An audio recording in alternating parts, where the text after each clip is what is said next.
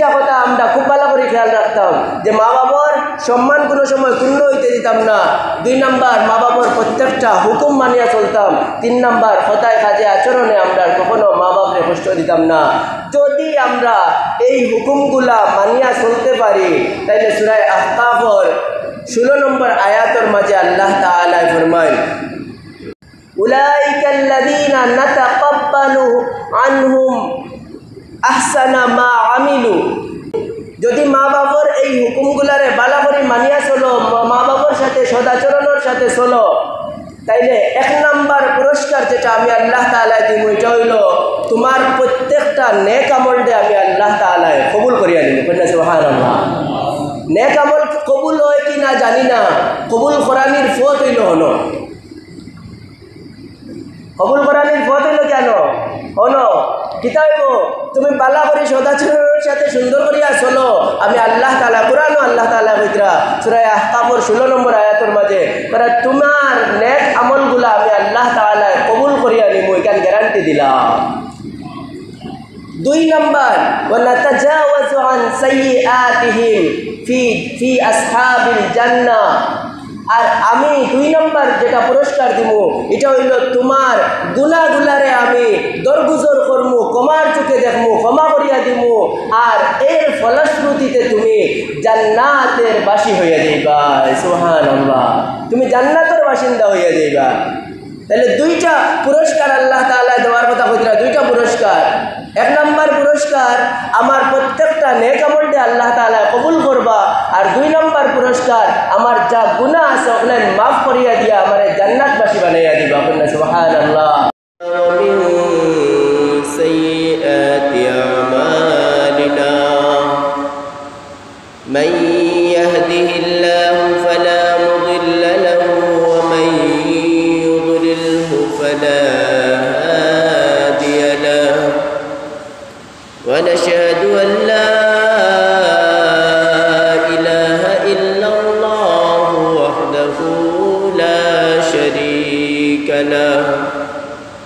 ونشهد أن سيدنا ومولانا محمدا عبده ورسوله.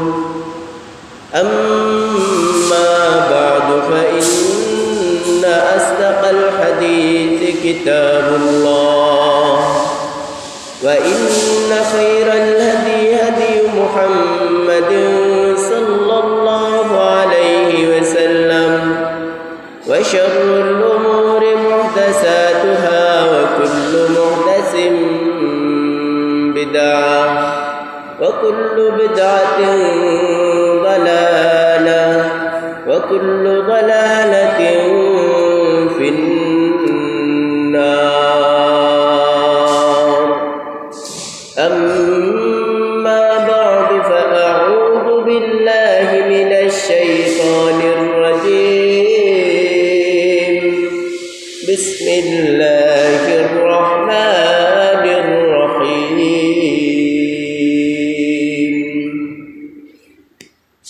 وقضى ربك ألا تعبدوا إلا إياه وبالوالدين إحسانا. إما يبلغن عندك الكبر أحدهما أو كلاهما فلا تقل لهما أف ولا تنهرهما وقل لهما قولا كريما. وقال الله تبارك وتعالى في موضع آخر: ووصينا الإنسان بوالديه إحسانا حملته أمه كرها ووضعته كرها وحمله وفصاله 30 شهرا. وقال رسول الله صلى الله عليه وسلم: الجنة تحت أقدام الأمهات إن الله وملائكته يصلون على النبي يا أيها الذين آمنوا صلوا عليه وسلموا تسليما صلى الله على سيدنا ومولانا محمد وعلى آله وأصحابه وبارك وسلم صلى الله على سيدنا ومولانا محمد وعلى آله وأصحابه وبارك وسلم صلى الله على سيدنا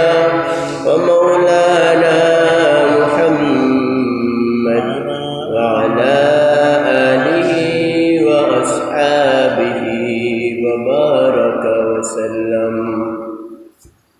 محترم حاضرین کرام সম্মানিত মুরব্বিয়ানে کرام উলামায়ে আযম আল্লাহ তাআলার লক্ষ কোটি শুকরিয়া আল্লাহ তাআলা আমরা লাগি জুমার দিন আউয়াল মসজিদ আয়া হাজির হওয়ার তৌফিক দান করছেন আল্লাহ তাআলার আমরা তেহে দিল থেকে শুকরিয়া আদায় করি আলহামদুলিল্লাহ রব্বুল আলামিনের শুকরিয়া আদায় করার দরকার আমরা ইবাদত করার সুযোগ পাইয়া আজ দুনিয়াত নানান দেশের মাঝে মুসলমান হলে ইবাদত করার সুযোগ পায় না সেকেন্ডে সেকেন্ডে মিনিটে মিনিটে ঘন্টায় ঘন্টায় তারার উপরে বোমর বৃষ্টি হইতে আছে যুদ্ধের কারণে বিচলিত হইয়া নিজের বাড়িঘর ছাড়িয়া জঙ্গলে জঙ্গলে চক্কর দিতে আছে এদের জন্য চিন্তা করা উচিত কারণ এরাও আমরা মুসলমান ভাই বিরাদর আল মুমিনু কাজাসাদিন ওয়াহিদিন মুমিন সবাই হইল এক শরীরের মতো মুমিন সারা হইল এক শরীরের মতো ইনিস্তাকা আইনুহু ইস্তাকা আইনুহু ইনিস্তাকা আইনুহু ইস্তাকা কুল্লু যদি চোখ ব্যতীত হয় চৌকর মাঝে আঘাত লাগে তাইলে সারা শরীরের মাঝে ব্যথা লাগে ওলা মুমিন হল কোনোখানো আক্রান্ত হইলে দুনিয়ার যে কোনো প্রান্ত মুমিন আক্রান্ত হইলে সমস্ত দুনিয়ার মুমিন হলর অন্তর কষ্ট লাগা দরকার যদি লাগে তে বোঝা যাইব মুমিন হলর লগর আমরাও আর যদি লাগে না যদি মনে করি আমার তো আর উপরে পড়ছে না তে আর হিতার বেলায় আমার চিন্তা করার দরকার নাই তো বুঝতে হইব তারার লোকে মুমিন হলর সীমাত আমার জায়গা আছে কিনা ওটা চিন্তার বিষয় আর একটা চিন্তার বিষয় এর কারণে ফিলিস্তিনের মাঝে যে সমস্ত মুসলমানের মায়ের খাইতে আছে দুনিয়ার মাঝে চীনের মাঝে উইগুর নামী যে জাতি মুসলমান হলে মায়ের খাইতে আছে অত জীবন ধরিয়া এখনও খাইতে আছে বা আরও দুনিয়ার যত যত জায়গায় মুসলমান হল আক্রান্ত আছে সবার জন্য চিন্তা করা দরকার খালি নিজের খাওয়া নিজের চলা নিজের পরিবার ফালার ফিকির না আমি যদি মুসলমান হলার হেদায়ত লইয়া চিন্তা করি মুসলমান হলার উপকার কীভাবে করা যায় তারার উপরে থাকি বলা মুসিবত হরানির চিন্তা যদি করা যায় তাহলে আমার এই চিন্তারে আল্লাহ তাআলা বড় দাম দিবে চিন্তার দাম আল্লাহ তাআলার কাছে বড় আমি ইনো বইয়া অবশ্য বড় কিছু করতে পারতাম না এখান মানা যায় কিন্তু যেখান খরা যায় এখান তো ছাড়তাম না কমসে কম, যতক্ষণ খরা যায় এখান তো ছাড়তাম না কমসে কম। এই জন্য পরিপূর্ণ চেষ্টা আর কোশিশ করা যে আমরা কষ্ট মাঝে পতিত আমরা মুসলমান ইমানদার ভাই বিরাদর হল যেমন কষ্টে আছে তারার কষ্টে আমরা কষ্টিত, তারার বেতায় আমরা ব্যতীত হওয়া। মোহতারাম হাজিরিন ইকরাম, আমি আপনার সম্মুখে কোরআনে কারীমের সূরা বনী ইসরাঈলের এক আয়াত তিলাওয়াত করছি। আরও একটা সূরা তাকিয়া একটা আয়াত আপনার সম্মুখে সূরা আহকাফ তাকিয়া তার 15 নম্বর একটা আয়াত আমি তিলাওয়াত করছি। এর আলোকে অল্প কিছু কথা হওয়ার আল্লাহ তাআলা তৌফিক দান করতাম। ওমা তৌফিকি ইল্লা বিল্লাহ আলাইহি তাওয়াক্কালতু ওয়া ইলাইহি উনীব। মুহতারাম হাজিরিন ইকরাম, আজকে মনস্থ করছি আপনার সামনে মা বাবার হক সন্তানের উপরে কতখান এই বিষয়টা নিয়ে একটু আলোকপাত করবো ইনশাআল্লাহ, আল্লাহ তাআলা তৌফিক দান করলেন। দুনিয়ার মাঝে আল্লাহ তাআলা মানুষ প্রেরণ করছেন, মানুষরে প্রেরণ করিয়া দুইটা কাজ করার হুকুম দিয়া দিয়েছেন। তাই দুইটা কাজ করার হুকুম দিয়া দিয়েছেন। এই দুই কাজের মাঝে একটা কাজ হইল হুকুকুল্লাহর আদায় করা, আল্লাহর হক আদায় করা। আর 2 নম্বর কাজ হইল বন্দার হক আদায় করা, বান্দার হক আদায় করা। আল্লাহ দুইটা কাম দিয়ে পাঠাইছেন আমাদের, একটা হইল আল্লাহর হক আদায় করা আর 2 নম্বরটা হইল বন্দার হক আদায় করা।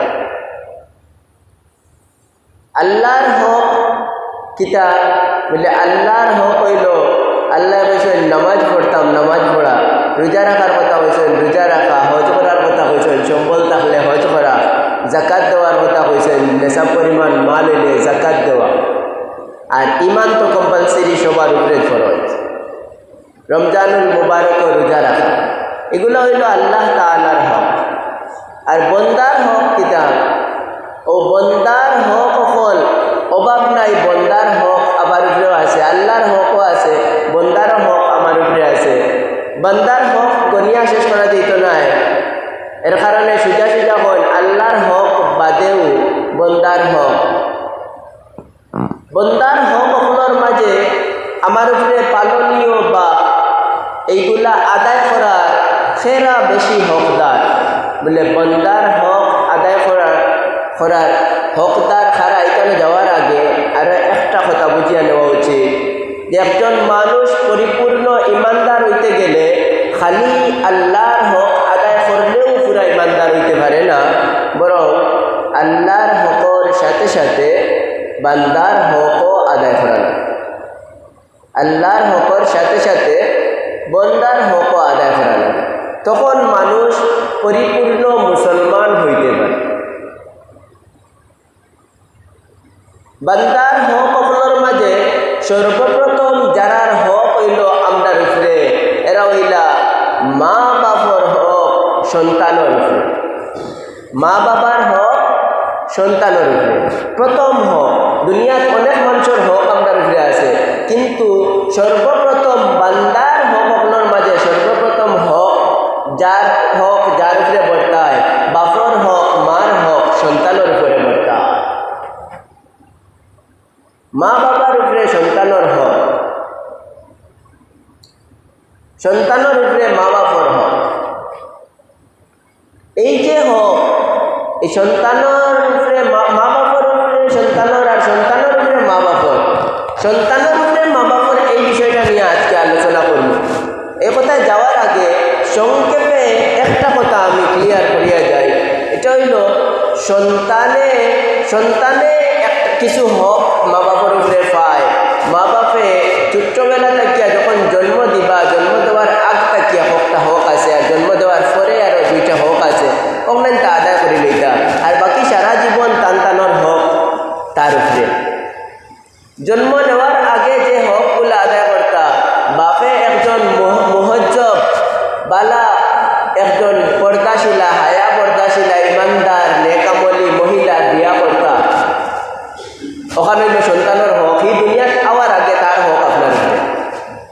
সন্তান দুনিয়াত আওয়ার আগে তার হক আপনার উপরে। আপনি বিবাহ শাদী করতে সময় ওলা একজন মুহজ্জব মহিলা বিয়া করতা, যেগুলো নেকামলি হয়, হায়া পর্দাশীলা হয়।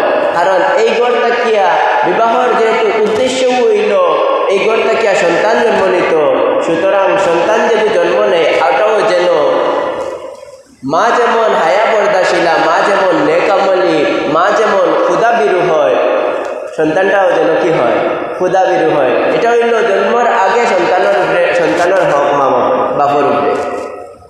আর জন্ম নেওয়ার বাদে দুইটা হক, একটা হইল সুন্দর একটা নাম রাখা হইতো তালাক দিয়া, ইসলামিক সুন্দর একটা নাম। আর 2 নম্বর হইল তালাক দিয়া ইসলামিক তালিম তাআল্লুম করিয়া তারে জাহান্নামের পথ সিলাইয়া দেওয়া, যে ও পথ জাহান্নামের ইবাই যাইও না। আর জান্নাতের পথ সিলাইয়া দেওয়া, ও পথ হইল জান্নাত, ও পথে যেটা করো যাও। ও পথ জাহান্নামের এই পথে যাইও না, আর ও পথ জান্নাতের ও পথে যাও। এই পথটা তারে ধরাই দেওয়া, ও হইল তার হক মা বাবার উপরে। শেষ। সন্তানের হক মা বাবার উপরে শেষ। এখন মা বাপে জন্ম দিছেন, মা বাপে খাওয়াইয়া পালিয়া বড় বানাইছেন, মা বাপে তার লাগিয়া ভরণ পোষণ করছেন, মা বাপে তার সব কিছুর দায়িত্ব একলাখান আল্লাহ তাআলা যে দায়িত্ব পালন করতরা, ও খাম খানোর তারা খেলাফতি করিয়া মা বাপে তার খাম খান করতরা, তারে খাওয়াইতরা, তারে দোয়াইতরা, তারে খানিতরা, তারে সব কিছু করত। এখন মা বাবার হক তার উপরে বর্তা। কিতাব বর্তা ইগলেন আমি আর আমার মুখে ভাঙ্গিয়া হওয়ার দরকার নাই। আল্লাহ তাআলা কোরআনে করিমের মাঝে জায়গায় জায়গায় ইগলেন হইয়া দিলেছেন, কোরআনের মাঝে পরিষ্কার পরিষ্কার। সূরা বনী আহকাফের আয়াত 15 নম্বর আয়াতের মাঝে আল্লাহ তাআলা ফরমায়, আউযু বিল্লাহি মিনাশ শাইতানির রাজীম, বিসমিল্লাহির রহমানির রহিম,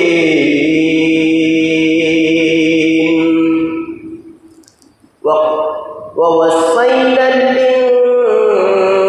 ইনসানা বিওয়ালিদাইহি ইহসানা, হামালাতহু উম্মুহু কুরহান ওয়া ওয়াদা'তুহু কুরহা ওয়া হামলুহু ওয়া ফিসালুহু 30 শাহরা হাত্তা ইযা বালাগা আশুদ্দাহু ওয়া বালাগা 40 সানা قال ربي أوزعني أن أشكر نعمتك التي أنعمت علي وعلى والدي وأن أعمل صالحا ترضاه وأصلح لي في ذريتي إني تبت إليك وإني من المسلمين ووصينا الإنسان بوالديه إحسانا। আমি আল্লাহ তাআলা তোমারে ওসিয়ত করিয়ার হুকুম করিয়ার, আল্লাহ কোনো কারণে যদি কোন ওসিয়ত করিয়ার, এর অর্থ হইল আমি তোমার তান লাগিয়া আমি আল্লাহ নির্দেশ করিয়ার হুকুম করিয়ার। আমার আল্লাহ আল্লাহ আল্লাহ আল্লাহ রসুলে কোনো নির্দেশ করি থাকলে এই নির্দেশ আর কেউর কোনো অধিকার থাকে না যে অন্য তোরা রদবদল করতাম। এই জায়গায় আর কোনো কি থাকে না, কোনো ইচ্ছাধিকার থাকে না, কোনো খেয়ার থাকে না যে কিতা আল্লাহ কোনো হুকুম করছেন আর আমি অন্য তোরা একটু পাল্টাপাল্টি করতাম, তোরা রদবদল করতাম, এই অধিকার নাই। এই অধিকার আল্লাহ তাআলা দিচ্ছেন না। তা আল্লাহ হুকুম করছেন ওয়াসাইনাল ইনসানা বিওয়ালিদাইহি ইহসানা, ওয়াসাইনাল ইনসানা বিওয়ালিদাইহি ইহসানা।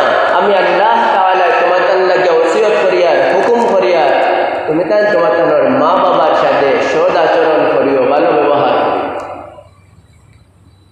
খেনে ভালো ব্যবহার করতে হয় বলে হামালাতহু উম্মুহু কুরহান ওয়া ওয়াদাআতুহু কুরহা তোমার মায় তোমার লাগি বড় কষ্ট করিয়া গর্ভে ধারণ করছন ওয়া ওয়াদাআতুহু কুরহা তোমার মায় তোমারে বড় কষ্টের সাথে দুনিয়ার মাঝে আনয়ন করছন তোমার মা তোমারে বড় কষ্টের মাঝে কষ্ট করিয়া গর্ভ ধারণ করছেন বড় কষ্ট করিয়া দুনিয়া টাইছে কত কষ্ট একজন মহিলার একটা সন্তান জন্ম দিতে লাগে ডাক্তার বলে উঠিয়া কন ইতকান কষ্ট যদি কোনো মানুষের উপরে ডালিয়ে দেওয়া হয় তাইলে অনায়াসে একজন মানুষের একজন তাগড়া সুস্থ যুবকর 20টা শরীরের হাড্ডি চুর মারিয়ে দিব কি বাঙ্গিয়া অতখান বেদনা একজন মা শরীরের মাঝে একটা সন্তান জন্ম দিতে লাগে 20টা হাড্ডি মোটার মোটা করে বাঙ্গিয়ে দিব কি মানুষের অতখান চাপ আর অতটা বেদনা একজন মহিলার শরীরের মাঝে লাগে অত কষ্ট করিয়া তোমার মা তোমার দুনিয়ার মাঝে আনে সুতরাং তুমি কি করতে পারবা না আল্লাহ তাআলার হুকুম দে পরিপন্থী করিয়া মা বাবার যে মুখালিফতি করতে হয় এখানে দিতে পারতে হয় অন্য আয়াতে আল্লাহ তাআলা বলেন আরো রয়েছে ওয়া হামলুহু ওয়া ফিসালুহু 30 শাহরা তোমারে জন্ম দেওয়া আর তোমারে দুধ খাওয়াইয়া খালি ফুলর শিশু তোমার লাগে যখন জন্ম দিছেন জন্মগর্ভ নিছেন আর জন্ম দিছেন দুধ খাওয়াইয়া আলাদা করতে করতেও তোমার লাগিয়া 30 মাস লাগছে বরং এটা কি বেশ লাগছে দুধ পর্যন্ত ছাড়াইতে ইনো এক হিসাব করছেন বাড়তি করিয়া একটা সন্তান জন্ম নিতে সর্বনিম্ন 6 মাস বাদে জন্ম নেয় গর্ভ আওয়ার বাদে এর বাদে 6 মাসের মাথার কেউ যদি জন্ম নেয় এই সন্তান পূর্ণ ধরা যায় ও বাড়তি হিসাব ধরিয়া বলছেন ইবাই 6 আর ইবাই বাকি 6 মাস 30 থেকে 6 বাদ দিলে বাকি 24 মাস ও ওখান কইছে 30 বছর 30 মাস 30 শাহরা ওখানের আলোচনা হয়েছে হয়তো অত কষ্ট করিয়া তোমারে বলেছেন এর বাদে কি তার দায়িত্ব শেষ হয়ে গেছে নি মা বাবার 30 মাস পালিয়ে এই দায়িত্ব শেষ হয়ে গেছে নি তুমি বুঝদার হওয়ার আগ পর্যন্ত তোমার পেশাব পরিষ্কার করা তোমার পায়খানা পরিষ্কার করা তোমার সমস্ত বেমার আজারের ঔষধ করা তোমার লালন পালন করা ঠান্ডা লাগেননি চিন্তা করা গরম লাগিয়া ক্ষতি হয়নি চিন্তা করা তোমার কোনো কানো গোসায় বার মারছেনি টুকাইয়া দেখা কোনো কানো কোনো পুত্রে বেগ করেননি তোমার হেফাজত করতা চিন্তা করা নিজের পেট কুদা নিজের কাপড় পরিধান করতে পারছে কিনা বাপর ইলা বাপ সকল দুনিয়ার মাঝে একজনও মনে হয় নাই যে বাপে নিজের সন্তান দিতে হয়েছে সন্তান দেখছে কোনো জিনিস দেখলে তার খুশি হয় সন্তান বড় কি হয় প্রফুল্ল হয় আর বাপে দিছে না ইলা বাপ সকল দুনিয়ার নাই একজন কাবির হইল তার নিজের সন্তানরে এই বাপর আর এই মার দিকাছে সবচেয়ে বেশি মহাব্বত থাকে বাপ হয়তো বাজারও বালা করিয়া নাস্তা করে লইতে পারতো কিছু টাকা আছে আর না পকেটও টাকা আছে বালা শার্ট এবং পাঞ্জাবি কিনে লইতে পারতো কিন্তু দেখছে তার ফুয়ায় অমুকর বলে দেখিয়া হরু মরু আর নাইলে অত বড় চেষ্টা এটুমা দেখিয়া কিতা বড় খুশ হয়েছে হগুরটুমা আনতে চাইছে বাচ্চার চেহারায় খুশি আনার লাগিয়া তোমার চেহারার মাঝে হাসি ফুটানির লাগিয়া বাপে তার নিজের জরুরতরে কুরবান করিয়া দিছে আর তোমার মুখ সামান্য হাসি ফুটাইছে তুমি এখন বাবার মুখ হাসি ফুটানোর জন্য কি করতেছো তুমি এখন বাবার মুখ হাসি ফুটানোর লাগে কিতা করবে কি করছো বড় হইলেও মনে করি কিতা আসমান থেকে এবার মোটা পড়ে গেছিলাম বুঝছো না হ্যাঁ বাক্কাওয়ালা মোটা হইয়া কিতা করলাম আসমান থেকে পড়ে গেছিলাম হ্যাঁ ফুয়াইতে এক সময় বুঝোয় যে সময় টাইম বাপ বলো ফুয়াইতে ওই সময় বুঝলেন বাপর কদর যে সময় নিজে বাপ বলো বুঝেন নি কার হ্যাঁ নিজে বাপ বলেন যে এক বুঝেন আসলে আমার বাপে আমার জন্য কতকাল কষ্ট করছে এর আগ পর্যন্ত মার কান্দায় কান্দায় তখন বুঝেন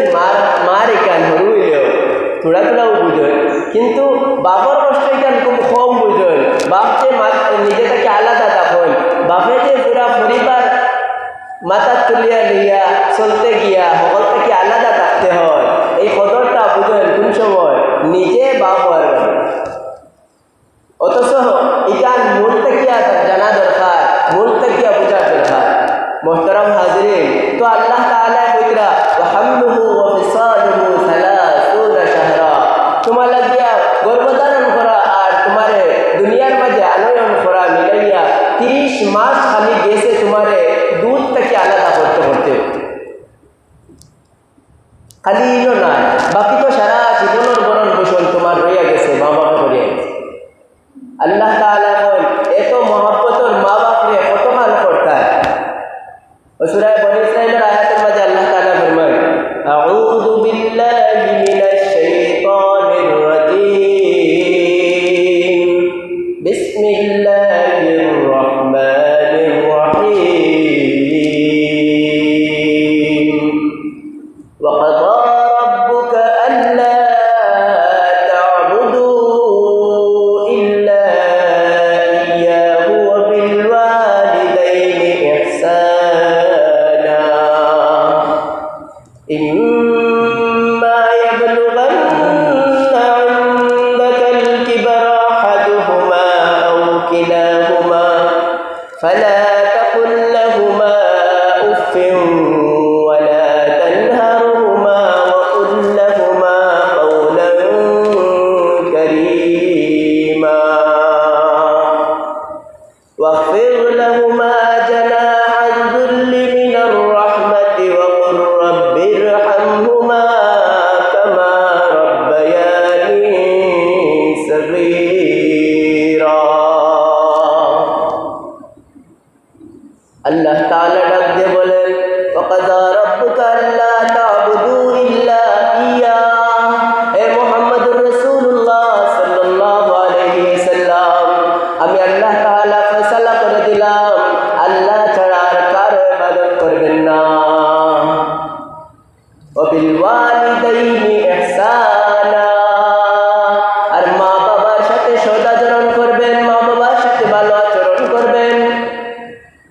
রসুলটা সম্বোধন করিয়া কারে কইতরা? আল্লাহ রসুলটা কইতরা নি, আমরা রে কইতরা আল্লাহ তাআলা, উম্মত রে কইতরা আল্লাহ তাআলা, মুহাম্মদি উম্মত রে কইতরা। ওয়া বিল ওয়ালিদাইনি ইহসানা, মা বাবার সাথে সদাচরণ করবাই। সদাচরণ কি লইব? ইম্মা ইয়াবলুগান্না 'ইনদাকাল কিবরা আহাদুহুমা আও কিলাহুমা ফালা তাকুল লাহুমা উফ, তুমি তোমার জীবদ্দশায় যদি মা বাবার মাঝে ফেররে পাও, একজনরে পাও বৃদ্ধ হয়ে গেছেন অথবা 10 জনরে বৃদ্ধ অবস্থায় পাও, তখন তারার কোনো দুঃখ কষ্ট তারা যদি দিয়া তখন তুমি উফ শব্দ হইও না। মা বাবা কষ্ট দিলাই দেও, তুমি কিতা হইতে না ইস উফ ইলা করো, মানে এই ধরনের শব্দ ব্যবহার করতে না। অলিপুরির দামত বাড়াটা তুমি বড় সুন্দর একটা কথা হইল নয় এইলে, তাহলে যখন তুমি দানার খেত করছো, জমিনও গেছো, আল চাষ করছো, জ্বালা ছুটাইছো, জ্বালা আপনার আলি হয়েছে, আবার আপনার তুলছো, আবার খেত করছো, আবার আপনার করে রুইয়া দিছো, দান হয়েছে, দান ওগুন খাটিয়া সময় মতো আনছো, আনিয়া এর বাদে ওগুন শুকাইছো, জারিছো, সব কিছু করছো, এরপরে মেশিনও নিয়া ফুটাইয়া চাউল বানাইয়া খান্দ করি কইয়া বাড়ির মার সামনে লইয়া আইয়া খান্দ তাকি তৈয়াও অতকাল কষ্ট করিয়া আইয়াও মার সামনে কইতাই না ইস খান্দ তোরা বিষ করে রাখান কইতাই, মার সামনে কইতাই না খান্দ তোরা বিষ করে, এটা কইতাই না উফ, এটা কইতাই না। মার কষ্ট দেওয়ার জন্য না, বরং নিজে কষ্ট পাইয়াও গীতা হইতো না, মার সামনে ইস এই শব্দটা হইতো না, বাবার সামনে ইস এই শব্দটা হইতো না। যদি কয় তে আল্লাহ রসুলের বছর জুলুম করছে মা বাবার সাথে, কি করছে? জুলুম করছে মা বাবার সাথে।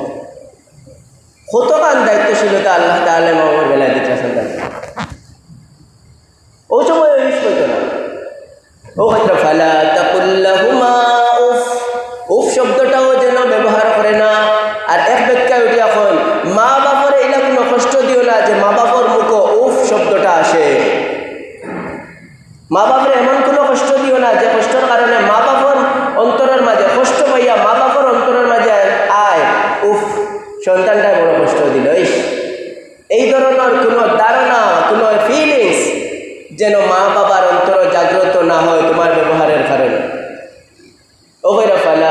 তাকুল লাহুমা উফ, তুমি তাদের কাছে উফ শব্দটাও ব্যবহার করিও না। ওয়ালা তানহারহুমা ওয়া কুল লাহুমা কাওলান কারীমা,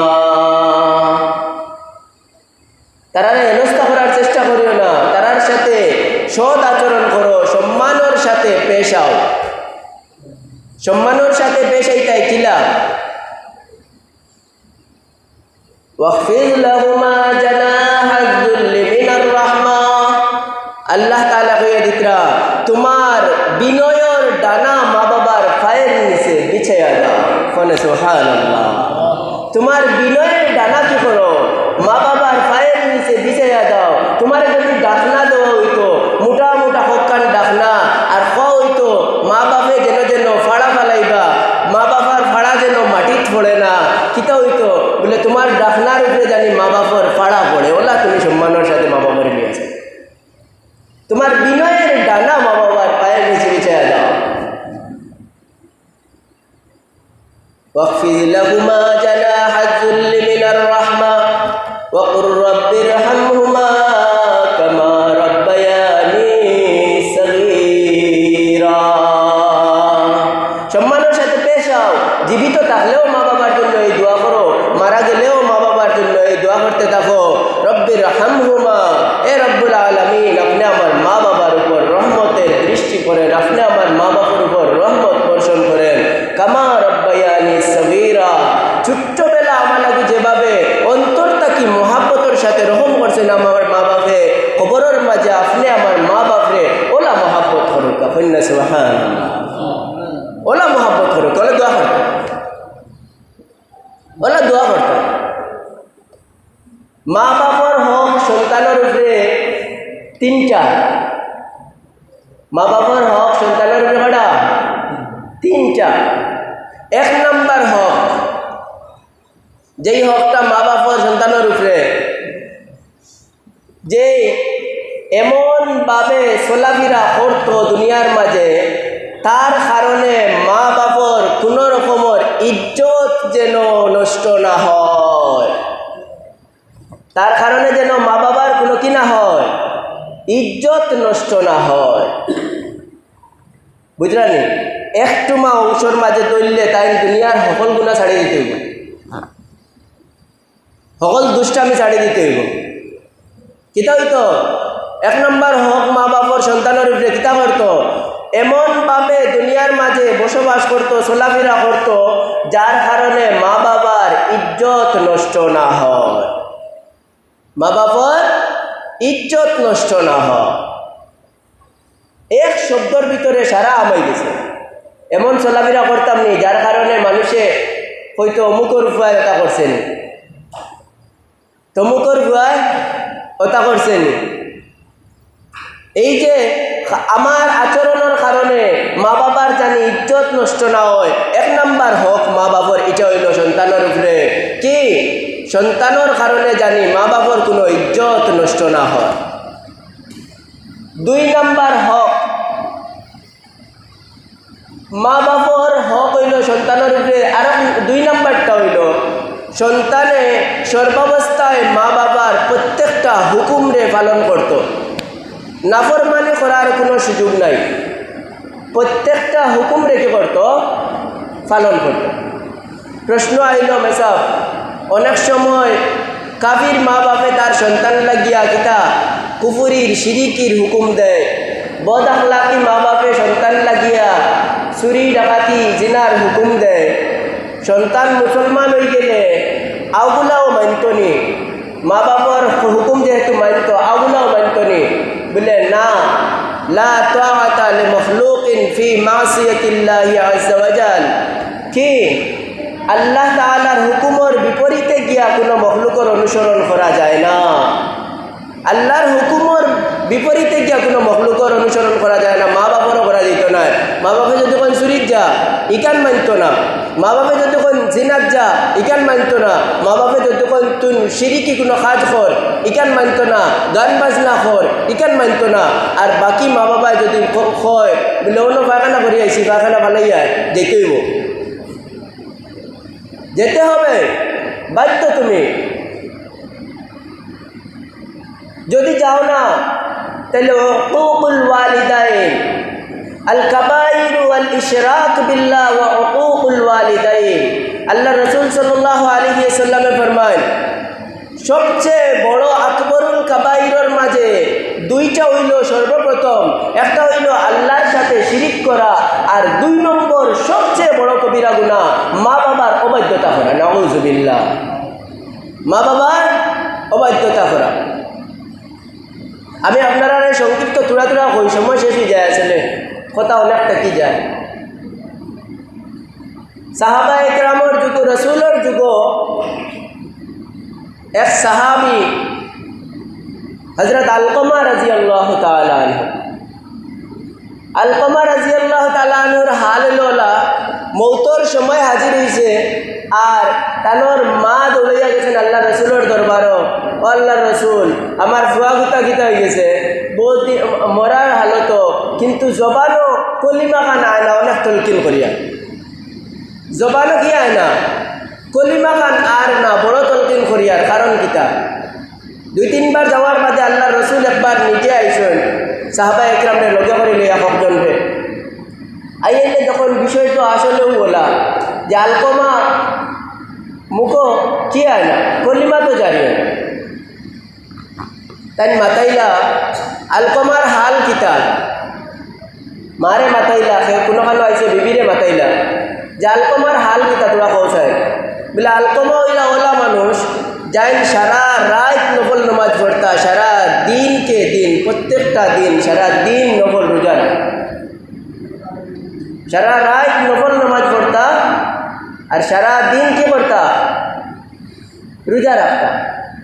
এই অবস্থা আল্লাহ রসুলের অল্প সময় অপেক্ষা করিয়া মারে মাতাইলা, আলকমার ব্যবহার তোমার সাথে কিলা আছিল সকাল পৌঁছা।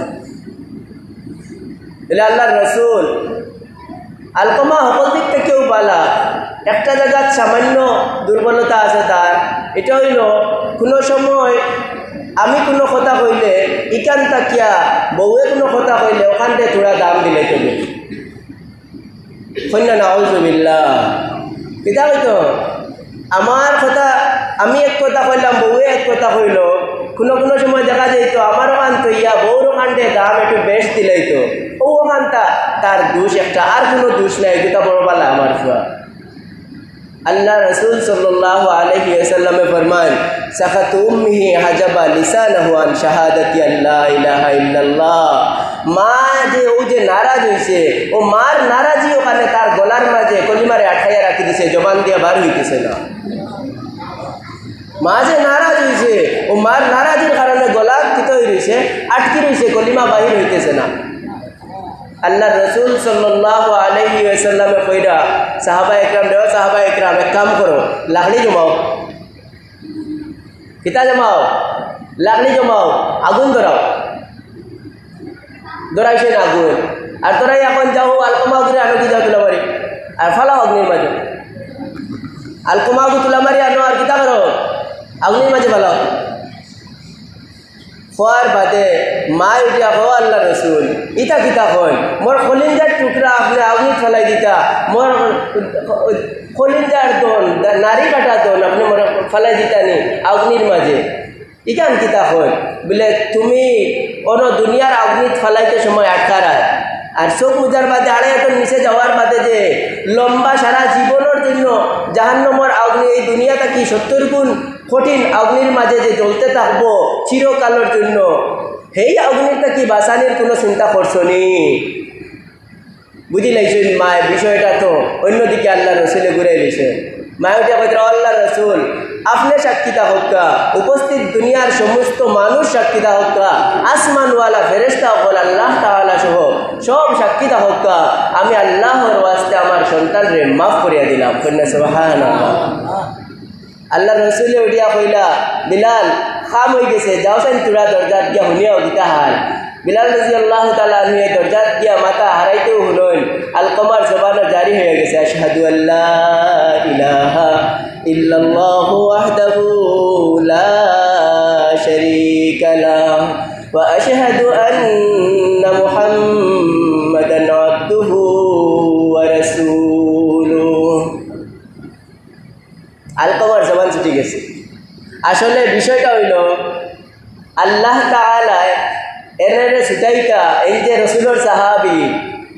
ছুটাইতা ও ছুটাই লইছেন, কারণ এরারে মাফ করে দিলাইছেন, আগে ওয়াদা করে লইছেন আল্লাহ তাআলা।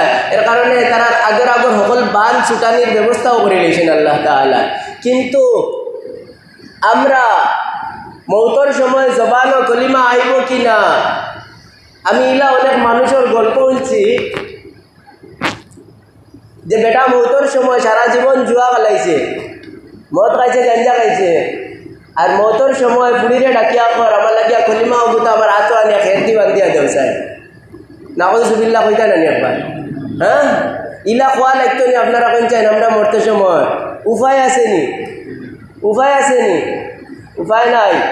এর কারণে মৌতর আগে মৌতর জন্য তৈয়ারি করা, গত সপ্তাহে আলোচনা করছি যে মৌতর আগে মৌতর জন্য তৈয়ারি করতে শুরু করতাম, তো আমরা ছাড় পাওয়ার সুযোগ পাইব। তো হজরত হাজরিন ইকরাম, মা বাবার হকরে পরিপূর্ণভাবে আদায় করতাম। তো একটা হক হইল মা বাবার আমরার উপরে অনেকগুলা হতাই জায়গায় রয়েছে, সময় অল্প শেষ হয়ে গেছে। মা বাবার প্রথম হক সন্তানের উপরে সর্বাবস্থায় মা বাবার ইজ্জত সম্মান বজায় রাখত। কোনো সময় ইলা হইতো না যে তার আচরণের কারণে মা বাবার ইজ্জত সম্মান নষ্ট হয়। এক নম্বর হক মা বাবার সন্তানের উপরে মা বাবার ইজ্জত সম্মানের খেয়াল সর্বদা রাখত। 2 নম্বর হক মা বাবার প্রত্যেকটা হুকুম মানত, নাফরমানি ছাড়া। আল্লাহর নাফরমানির কোনো হুকুম করলে এগুলা মানত না, আর বাকি সবগুলা মানত। আবার মানুষের মাঝে মানার কিছু বাড়াবাড়ি ছাড়াছাড়ি হয়ে যায়। কেউ হয় তার মা বাপরে বেশ মানিত করিয়া প্রতিবেশীরে বড় কষ্ট দেয়, আওকানো হইতো না, আওকানো জুলুম। মা বাপরে মানত লিমিটর মানা, মা বাপরে মানাত লাগিয়া কেউ প্রতিবেশীরে কষ্ট দেয়, চাচাইন্তরে কষ্ট দেয়, বইনাইন্তরে কষ্ট দেয়, ফুফুন্তরে কষ্ট দেয়। ইটা না, বরং লিমিট, জুলুম হইতো না। জুলুমের উপরেও মোটা কবিরা গুণা লেখা হইতেছে। এর কারণে কি হইব, আমরা এই দিকেও খেয়াল রাখতাম, মা বাবার হুকুম মানতাম, তবে আল্লাহর নাফরমানি করিয়া মা বাবার হুকুম মানা দিতাম না। মা বাবার প্রত্যেক হুকুম মানতাম। মা বাবা যদি কয় নামাজ পড়িও না, রোজা রাখিও না, জিনাত যাও, চুরিত যাও, এইগুলা মানতাম না। বাকি যত হুকুম আছে নাফরমানি নয়, প্রত্যেকটা হুকুম মানা আপনার জন্য জরুরি। ইয়াকে আল্লাহ তাআলায় তানোর এবাদতর বাদেও উঠিয়া কইছেন, আমি আল্লাহর এবাদতর বাদেও যার হক তোমার উপরে বেশি, তোমার মা বাবার হক তোমার উপরে বেশি, তোমার মা বাবার হক তোমার উপরে বেশি। 2 নম্বর হইল মা বাবার হুকুম রে মানিয়া চলা। আর 3 নম্বর হক যেটা মা বাবার সন্তানের উপরে, এটা হইল কথায় কাজে আচরণে সন্তানে কোনোদিন মা বাবারে কষ্ট দিত না। কিতা করতো না? কথায় কাজে আচরণে কোনোভাবেই মা বাপরে কোনো সময় কষ্ট দিত না। প্রশ্ন আইল মেজাব খাওয়াইতো না নি, কেন কইলাই না?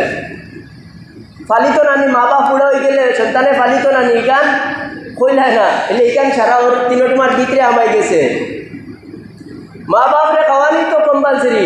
মা বাপ যদি কাফির হয়, সন্তান মুসলমান হয়, কাফির মা বাবারেও ভরণ পোষণ দেওয়া সন্তানের জন্য জরুরি। মা বাপ যদি কি হয়, কাফির হয়, আর সন্তান মুসলমান হয়, তো কাফির মা বাপরেও সন্তানের ভরণ পোষণ দেওয়া, সন্তানে কাফির মা বাপের ভরণ পোষণ দেওয়া আটাও জরুরি। বাকি অন্যদিকে আর বাজুর আর বললাম এর ভিতর সারা জরুরি। এর কারণে 3টা কথা আমরা খুব ভালো করে খেয়াল রাখতাম যে মা বাবার সম্মান কোনো সময় ক্ষুণ্ণ হইতে দিতাম না। 2 নম্বর মা বাবার প্রত্যেকটা হুকুম মানিয়া চলতাম। 3 নম্বর কথায় কাজে আচরণে আমরা কখনো মা বাপরে কষ্ট দিতাম না। যদি আমরা এই হুকুমগুলা মানিয়া চলতে পারি, তাইলে সূরা আহকাফের 16 নম্বর আয়াতের মাঝে আল্লাহ তাআলা ফরমায়, সূরা আহকাফের 16 নম্বর আয়াতের মাঝে আল্লাহ তাআলা ফরমায়, যদি তোমরা কি করো, উলাইকাল্লাযীনা নাতাকাব্বালু আনহুম আহসানা মা আমিলু, উলাইকাল্লাযীনা নাতাকাব্বালু আনহুম আহসানা মা আমিলু। যদি মা বাবার এই হুকুমগুলারে ভালো করে মানিয়া চলো, মা বাবার সাথে সদাচরণের সাথে চলো, তাইলে 1 নম্বর পুরস্কার যেটা আমি আল্লাহ তাআলা দিব, এটা হইল তোমার প্রত্যেকটা নেক আমলটা আমি আল্লাহ তাআলা কবুল করিয়া দিব। সুবহানাল্লাহ। নেক আমল কবুল হয় কি না জানি না, কবুল করানির ফত হইল হন। কবুল করানির পথ হইল কেন হন কিতা হইব, তুমি পাল্লা করি সদাচরণের সাথে সুন্দর করিয়া চলো। আমি আল্লাহ তাআলা কুরআন আল্লাহ তাআলা কইতরা সূরা আহকাফের 16 নম্বর আয়াতের মাঝে তারা তোমার নেক আমলগুলা আমি আল্লাহ তাআলা কবুল করিয়া নিমু, এখান গ্যারান্টি দিলাম। 2 নম্বর ওয়ানাতাজাওয়াজু আন সাইয়্যাতিহিম ফি আসহাবিল জান্নাহ। আর আমি 2 নম্বর যেটা পুরস্কার দিব এটা হইল তোমার গুনাহগুলারে আমি দরগুজর করমু, ক্ষমার চোখে দেখমু, ক্ষমা করিয়া দিমু, আর এর ফলশ্রুতিতে তুমি জান্নাতের বাসী হইয়া যাইবা। সুবহানাল্লাহ, তুমি জান্নাতের বাসিন্দা হইয়া যাইবা। তাহলে 2টা পুরস্কার আল্লাহ তাআলা দেওয়ার কথা কইরা, 2টা পুরস্কার। 1 নম্বর পুরস্কার আমার প্রত্যেকটা নেক আমলটা আল্লাহ তাআলা কবুল করবা, আর 2 নম্বর পুরস্কার আমার যা গুনাহ আছে ওগুলো মাফ করিয়া দিয়া আমারে জান্নাতবাসী বানাইয়া দিবা। আপনারা সুবহানাল্লাহ। ইনশাআল্লাহ আগামী জুমাবারে বাকি অংশগুলো আলোচনা করার চেষ্টা করব। এখন সময় স্বল্প, সুন্নত পড়িলে মা আলাইনা ইল্লাল বালাগ।